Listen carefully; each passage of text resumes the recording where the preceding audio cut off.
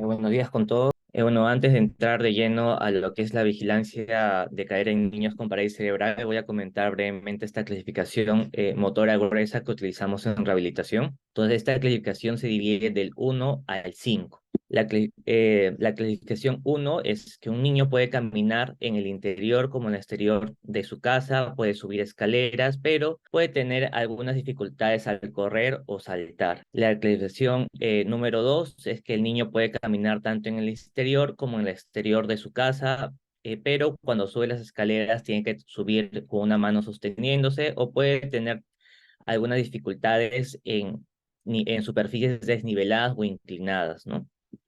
En la clasificación 3, el niño puede caminar en el interior y en el exterior, pero con ayuda de dispositivos, por ejemplo, con un andador, o si va a recorrer distancias largas o exteriores, necesita utilizar una silla de ruedas, pero que él mismo lo puede propulsar. En tanto, a la clasificación 4, el niño requiere de uso de una caminadora para distancias cortas o largas, y la clasificación 5 es que el niño pierde la capacidad de ejercer un control voluntario del movimiento y que no tiene la capacidad de sostener su cabeza y su tronco.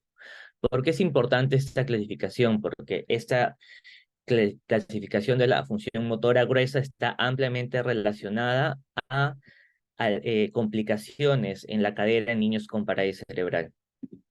Entonces, en nuestro hospital Cayetano Heredia, nos basamos en esta guía australiana de seguimiento de cadera en niños con parálisis cerebral, publicada en el 2020, en la cual menciona que todo niño debe recibir un programa de vigilancia de cadera en el momento que se identifica o que se hace el diagnóstico de parálisis cerebral.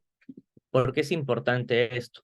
Porque niños con parálisis cerebral tienen una alta prevalencia de luxación o subluxación de cadera. Luxación de cadera es cuando la cabeza del fémur se sale del acetábulo o de la cabeza de la cadera, ¿no? Acá vemos que acá hay una pérdida total de la congruencia entre la cabeza y el acetábulo o el techo de la cadera, ¿no?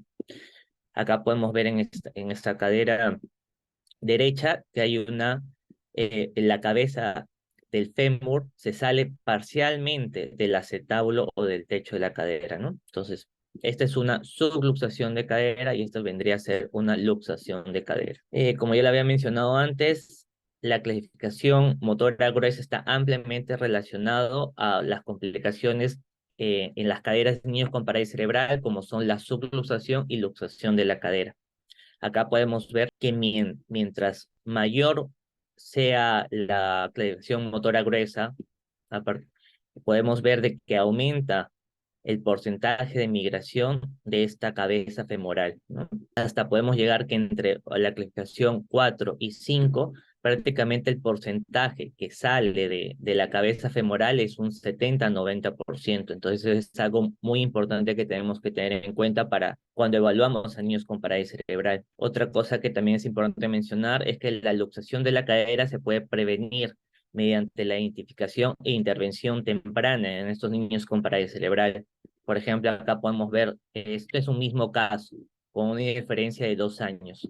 Podemos ver de que en la radiografía superior, en la cadera izquierda, podemos ver un porcentaje de migración de cabeza femoral en un 10%. O sea que la cabeza femoral está salida del acetábulo en un porcentaje de 10. Y 2 años posteriores, acá podemos ver de que esta cabeza femoral ya perdió la congruencia con la cadera, ¿no? Ya salió completamente. Y en estos casos se pudo prevenir, tanto con tratamiento médico y con tratamiento quirúrgico, ¿no?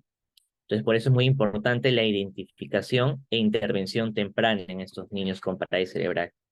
Entonces, ¿por qué es importante también esto? Es porque la gravedad de la luxación se asocia con menor calidad de vida de los pacientes. Por ejemplo, en niños que tenemos una luxación de cadera, o sea, que la cabeza femoral ha salido completamente del acetábulo o del techo de la cadera, van a tener problemas para la sedestación, no se van a poder sentar bien, no se van a poder parar bien.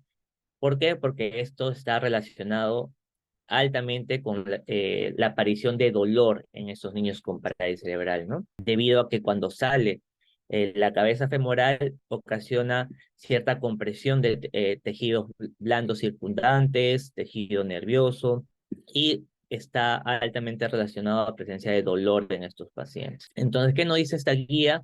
De que tenemos que hacer tanto valoración clínica como radiográfica. La valoración clínica podemos hacer la clasificación motora gruesa, tenemos que evaluar la marcha del paciente, evaluar cómo está el estado de su columna, de su pelvis, de todo el sistema musculoesquelético del paciente, y esto es algo muy importante, evaluar la presencia o no del dolor en estos pacientes. ¿Qué es lo que nosotros evaluamos en la radiografía de pelvis, una anteroposterior? Evaluamos el porcentaje de migración de cabeza femoral. Hacemos una línea en el borde externo del acetábulo y una línea tanto en el borde interno y externo de la cabeza femoral. En resumen, nosotros hacemos una división entre lo que sale de la cabeza femoral entre todo el diámetro de la cabeza femoral. Esto lo multiplicamos por 100 y nos sale un porcentaje de migración de cabeza femoral. Adicionalmente, también vemos si la cadera está relacionada a una oblicuidad pélvica o el grado de madurez esquelética en los niños con parálisis cerebral.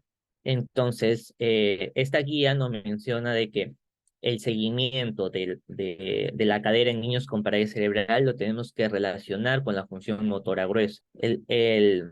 En caso de la función motora gruesa, el nivel 1, mencionan que tenemos que tener una valoración inicial a los 2 años y que no es necesario o recomendada una radiografía de rutina, ¿no? Y tenemos que hacer una evaluación clínica a los 3 años y otra a los 5 años e identificar cualquier anormalidad en la evaluación clínica para poder después tomar una radiografía en caso que tuviese alguna anormalidad clínica. En caso de nivel 2, mencionan que a los 2 años una evaluación clínica inicial con una radiografía de pelvis, ¿no?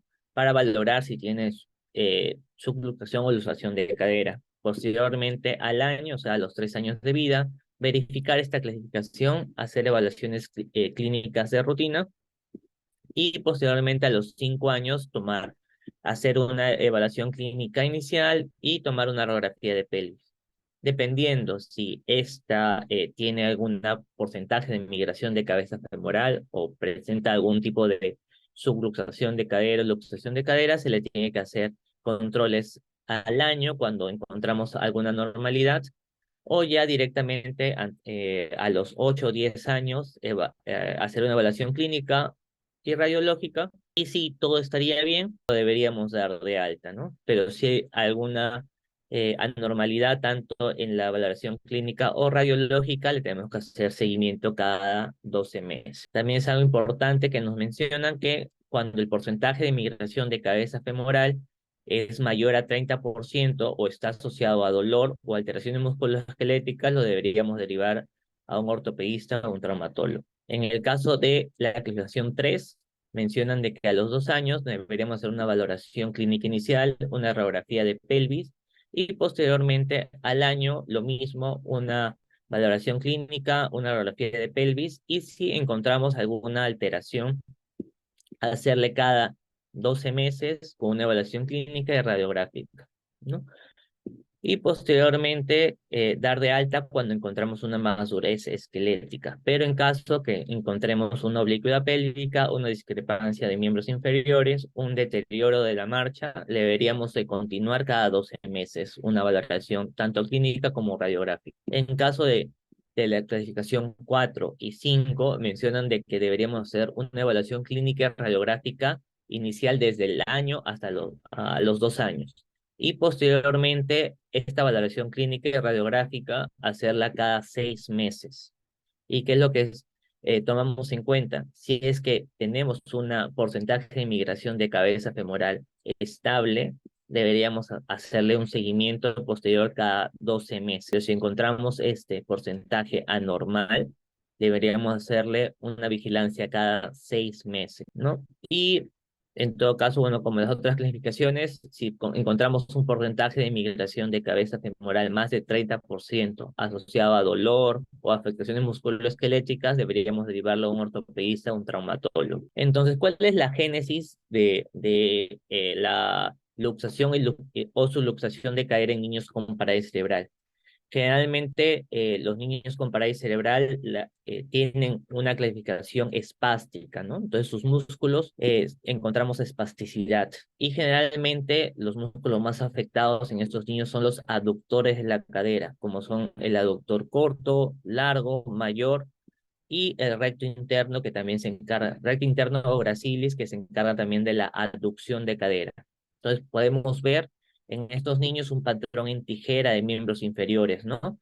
Debido a que como estos músculos aductores están espásticos, tienden a juntarse y se asemeja a una tijera, ¿no? Cuando se cierra. Acá también podemos ver este patrón en tijera en niños con parálisis cerebral espástica, generalmente cuadriplegia, que están afectados a los cuatro miembros. Entonces, ¿cuál sería el tratamiento que se utiliza en estos niños con parálisis cerebral? Aparte del seguimiento y vigilancia de cadera, nosotros tomamos en cuenta la aplicación de toxina botulínica en estos músculos espásticos, debido a que la toxina botulínica disminuye la espasticidad y relaja los músculos y evita que se subluxe o luxe la cadera, o también está relacionado a la disminución del dolor.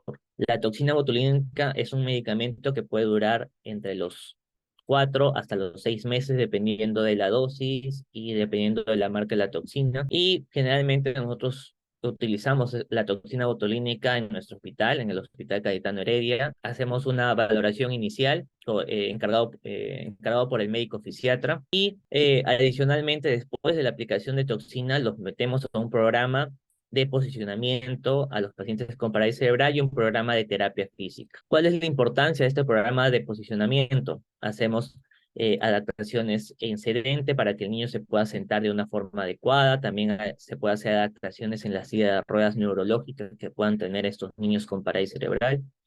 También se hace programas de bipedestación con abducción de cadera para que el niño pueda estirar estos músculos y evitar la subluxación y luxación de cadera. También un programa de posicionamiento en supino, ¿no?